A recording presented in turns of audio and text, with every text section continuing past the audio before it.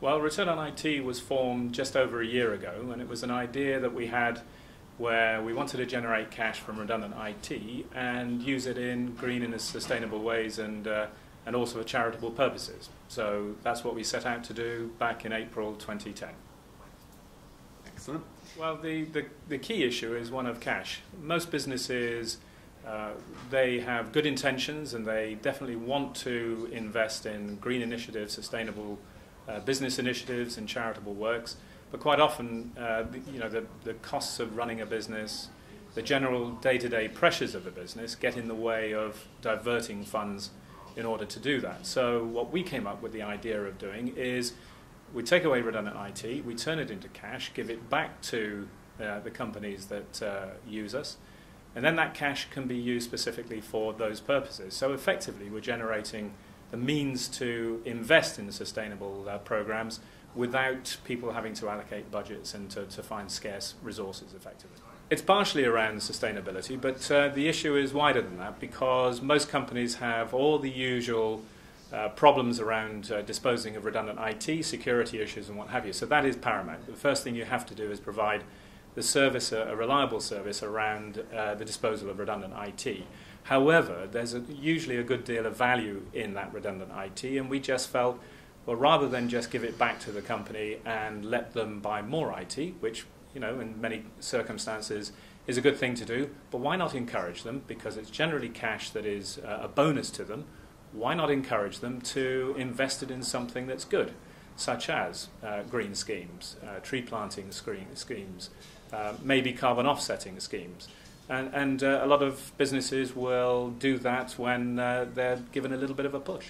So sustainability is absolutely core to our business and also the service that we provide to our customers because essentially the carbon impact of technology is mainly in the manufacturer of technology.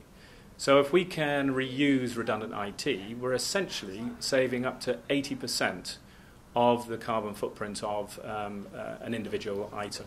So right at the core of what we do is a very, very sustainable message. And if we can do that for our clients, then we can pass that on to them. They can also help to be part of that story. Kyocera has been operating a sustainable business right back since 1992 when we introduced a new kind of printer to the market which was designed to be more environmentally responsible by using long-life components to significantly reduce waste. Over the years our focus has moved into broader sustainability aspects, particularly energy efficiency. And we focus not just on making sure that our products are energy efficient, but that our customers know how to use them in the most energy efficient way. I think one of the key challenges if you want to be a sustainable business is making sure that people know how to work sustainably. I can't do that. One of the challenges if you want to be a sustainable business is making sure that your staff understand how to work in a more sustainable way and how to reduce waste and energy use in the office. So that's something we pay a lot of attention to, both in-house and through our customers and our suppliers. Hi, my name's Steve Beelum. I'm the General Manager here at the Oracle Shopping Centre in Reading. Just to give you some dimension, this is a 22-acre site. We have 118 retailers that exist on this site, and there is just under 800,000 square feet of lettable retail space. So it's quite a big place. I'm going to talk to you today about sustainability and environmental credentials, but majoring on the environmental. And there are two areas that I just want to touch on, which is electricity and waste. In terms of electricity, as you can imagine, we consume an awful lot of electricity here, and we've put a number of initiatives in place that have helped us reduce the amount of electricity we actually use. And I'm going to give you some for instances, and those are we have our lamps that we use, our tubes that we use in our back corridors and in our car parks. We've changed those tubes to more environmentally friendly tubes, and they use actually 40% less power. And over the last few years, in fact since 2006, we've seen a 34% reduction in the amount of power we actually use. In terms of waste, we move about 2,200 tonnes of waste from this site every year. and we have a number of waste streams. What we try and do is avoid, in fact we've achieved this, putting any waste at all into landfill, and that's really, really important for the environment going forward.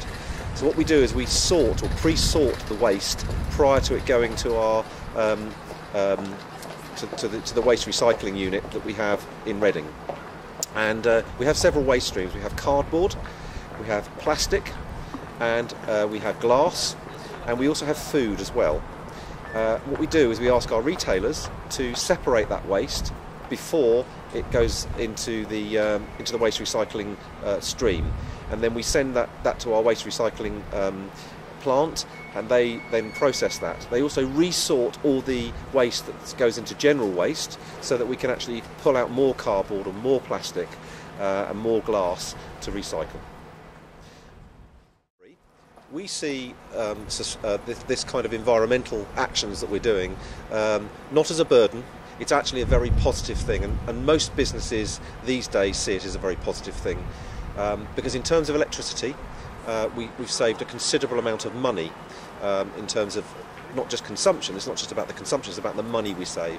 And in terms of waste, with landfill costs going up and up in terms of taxation, we've saved ourselves money as well. So it's a very positive thing for us to do financially, and it's a very positive thing for us to do in terms of our conscience towards the environment and our planet that we live on.